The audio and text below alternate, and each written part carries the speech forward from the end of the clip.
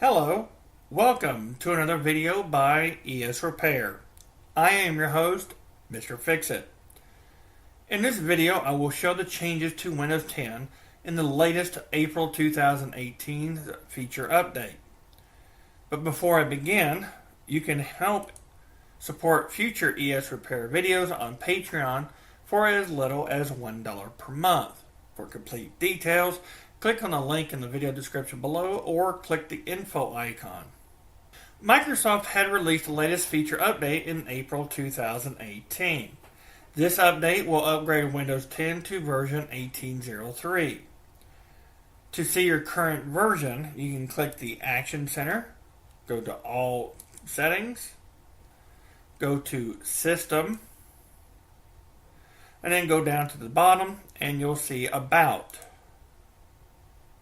Now over to the right, go down, and you'll see your version of Windows, which should be 18.03. Now, if you haven't got the newest version yet, be sure to check Windows Update for available updates to install. Now, if you recall, previous feature updates took nearly an hour and a half to install, and I'm sure everyone would agree that this is way too long. Well, Windows Update seems to always pick up a bad time to install updates as well. Well, for many users, it is very frustrating to be working on the PC when suddenly Windows decides to install the updates. Now you can't use the computer for at least an hour. Well, the 2018 feature update changed how Windows installs new updates. This new update allows most of the update process to occur while Windows is online. The new process has a low priority setting to allow the user to continue using the PC while Windows Update works in the background. The new update also provides better options for when to install the new update when you are not using the computer. This feature update takes roughly 30 minutes in offline mode, which is a 63% reduction from April 2017's feature update of 82 minutes.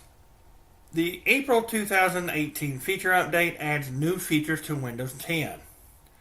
Task View was updated to allow you to see the active process programs that you have running, and it also shows the activity that you had in the previous history for the past 8 days. You can see documents that you've opened, pictures that you've looked at, websites that you viewed, but the websites only work in Microsoft Edge. You can also search in the upper right if you're wanting to narrow down your search of the activity. You can also go to the bottom, and if you need to go further back, you can also turn on more days if you need to.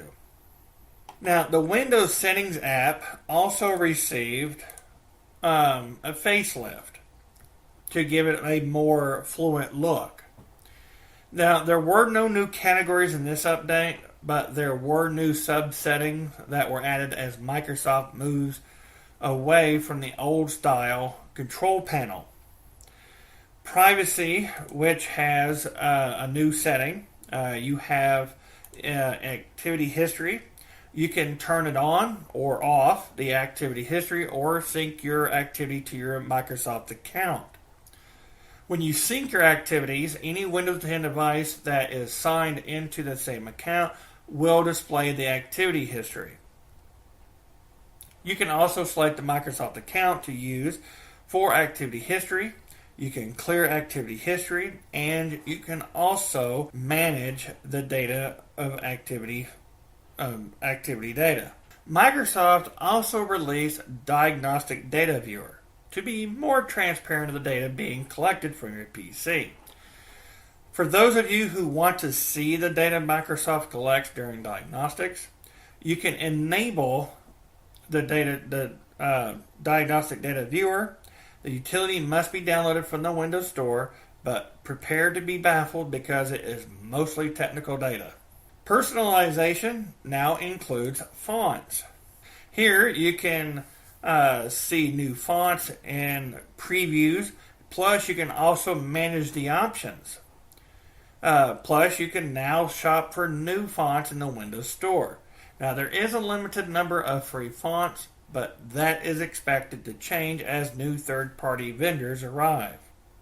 The display and sound options are now fully integrated into system settings with some new additions. Under the display, you'll notice that you can now change the ability of the graphics. For instance, some computers do have dual GPUs or graphics processors. You can now specify which app uses which GPU. For instance, when you're doing video editing or playing games, of course you'd want the apps to use the dedicated GPU to handle the intense graphics processing, and then leave the integrated GPU to handle the lighter loads. Now, I will go into more detail about this in a future video. Sound now allows you to specifically control an app's audio volume and its default input audio device to use. When you click Sound, go to the bottom, and you'll see the app volume and device preferences. Click on that, and then you'll see the options for your master volume and your dedicated outputs. And as you can see here, each app has its own setting. Storage allows more control of the space on your hard drive. Clicking on this PC will provide a detailed analysis of how much space is taken up by each category.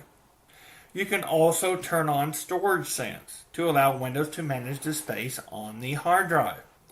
If space gets low, Windows will automatically delete temporary files to free up space.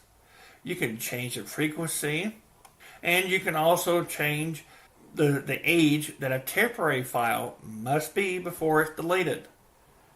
You can also change where new content is saved and manage storage spaces, which I will go into more detail in another video because there are a lot of things that you can do to add more space to your computer.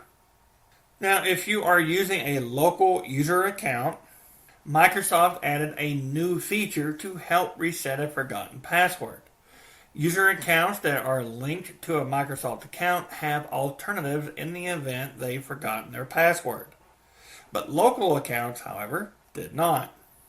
In this update, users who sign in to Windows using a local account can now set security questions in the event you forget your password. You can answer your security question, then be able to reset your password. Quiet hours was changed to focused assist, with new options to control how notifications and alerts are handled. You can set the times or activity that you do not want to be disturbed. You no longer have to use Task Manager to control startup items. Apps now have a startup option that allows you to control of the startup programs when Windows boots up. Windows 10 Pro users will have a new security feature called Windows Defender Application Guard. It was originally for Windows 10 Enterprise users, but the April 2018 feature update now gives it to Windows 10 Pro users. The new feature uses Hyper-V virtualization technology to create a virtual environment isolated from the rest of the system at the hardware level. Windows Defender Application Guard provides secure access to the Internet, providing malware from compromising the system. To use the new feature, the CPU must support virtual technology, you must have Windows 10 Pro or higher installed, and you must enable the feature in Windows Features list. Currently, Windows Defender Application Guard only works with Microsoft Edge. For those of you who are on a limited data plan, will like this new feature in the April 2018 feature update. Many of you have complained about Windows 10 using all of your data on your plan every month and end up paying extra as a result. In this update, you can now control the bandwidth that Windows can use each month. Now, I will go into future under advanced options and then go down to delivery optimization. And you'll also go down to advanced options. And here you'll be able to change your settings and stuff. And I'll go into more details about this in another video. Cortana was updated to make it easier to specify a wider range of interests, connect to more home automation services to control devices by voice command from the PC, and you can access reminders and lists via the Cortana app on iPhones and Androids. The April 2018 feature update also upgraded Microsoft Edge to version 42. In the update, you'll notice now that you have a Microsoft Edge desktop icon. And when you open Edge, you'll notice in the settings, when you click the icon in the upper right corner, that you can now cast media to the device. You can also pin your a web page to the taskbar, or you can also pin it to the start menu. Another thing they changed was the hub. Now everything is in one place.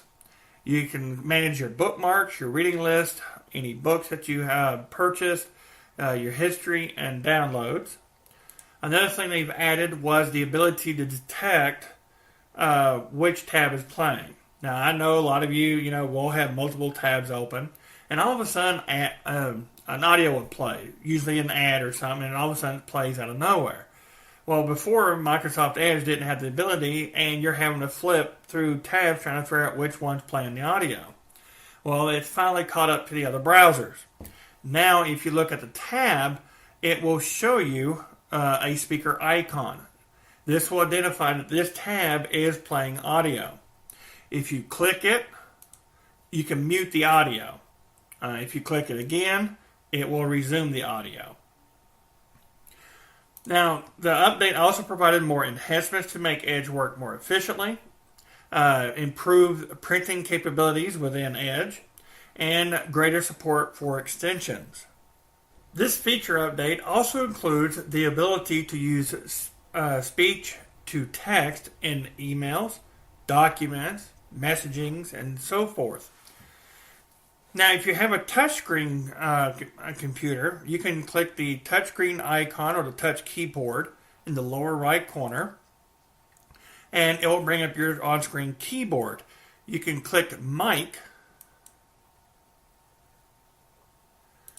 and then select the field that you want. Now, as it listens to my voice, it will begin typing. If your computer does not have touchscreen capabilities, you can press the Windows logo key in the lower left-hand corner of your keyboard and press the letter H. H is in hotel. And you'll notice that the icon will come up and it will show you that it's listening.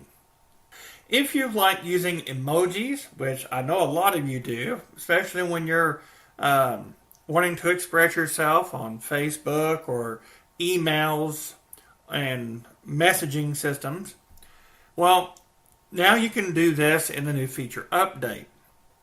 If you press the Windows logo key in the lower left corner and press the period key, you'll see the emoji panel appear. Here, on any document, whether it's an email, messaging, web searches, you can use the emoji panel here to be able to add those types of emojis to whatever document you're typing, whether it's an email or messaging. Windows can now share files, web pages, contacts, and other supported data types between PCs using Bluetooth or Wi-Fi. You'll also be able to share with iPhones and Androids. You can also link your phone to the PC and sync Office documents, calendars, Outlook, LinkedIn, Cortana, OneDrive, etc. If you click on the Action Center, go to All Settings. Under Windows Settings, you want to go to Phone. And here you can type in your phone that you can link. As you scroll down, you can see that I do have one of my phones linked to my computer. You can surf the web, write emails, etc., and then seamlessly switch from the phone to the PC and then resume.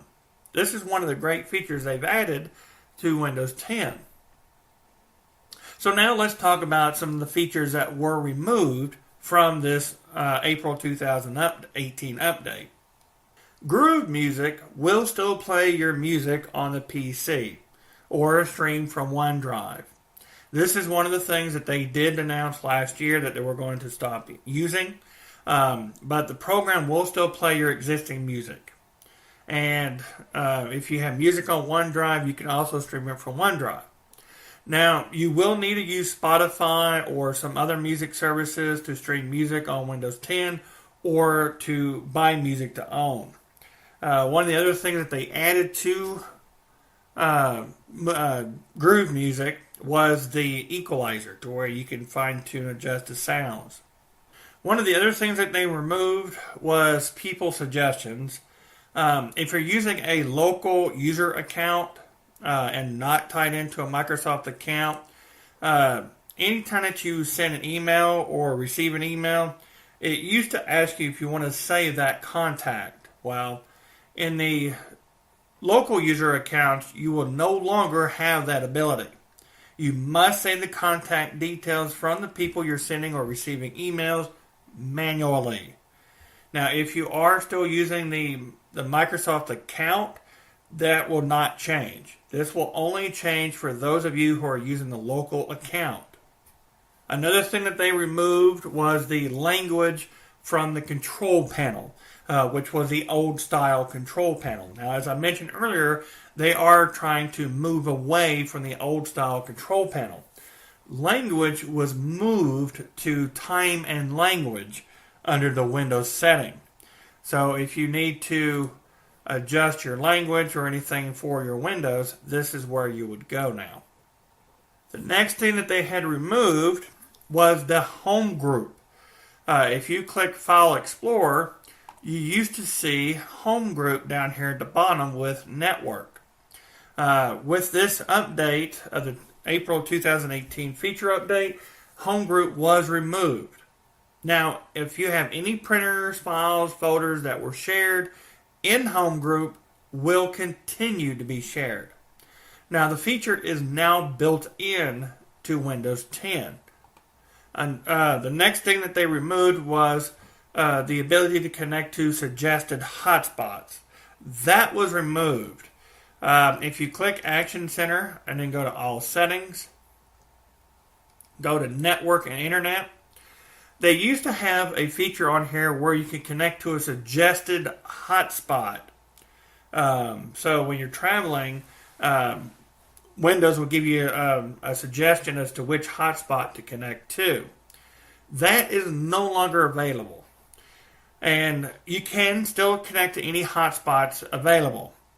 All you have to do is click on the Wi-Fi icon, or you can click on the Wi-Fi icon down here at the lower right, and you can still pick as to which network you want to show that you want to connect to.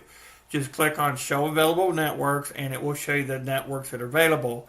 So just use the Wi-Fi app to connect to any Wi-Fi hotspot. The last thing I'm going to discuss is the XPS Viewer. Now, a lot of you probably have never seen it or not familiar with it, but if you click under Devices in the Windows setting, you'll see over here where it says Printers and Scanners. This lists all your printers, scanners, all that you have on your computer connected. You'll see this one right here that says Microsoft XPS Document Writer.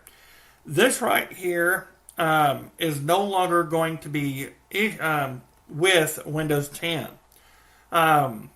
If you upgraded from a previous version, or you upgraded to the 1803 version, you will still have this available. However, the only thing that was changed was new installations of Windows 10.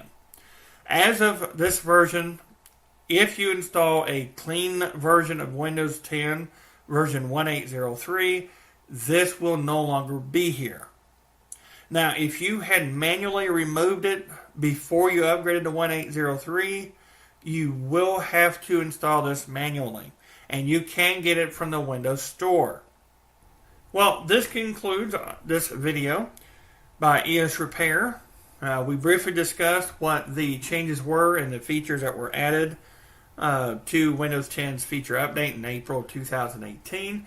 The next one's going to be sometime in October and November, so I will try to cover those as well. Don't forget to subscribe to the channel, and please check out our patreon.com website to help support future videos by ES Repair. You can join for as little as $1 per month, or you can make a one-time donation. Well, I'm your host, Mr. Fix-It. Thank you for watching.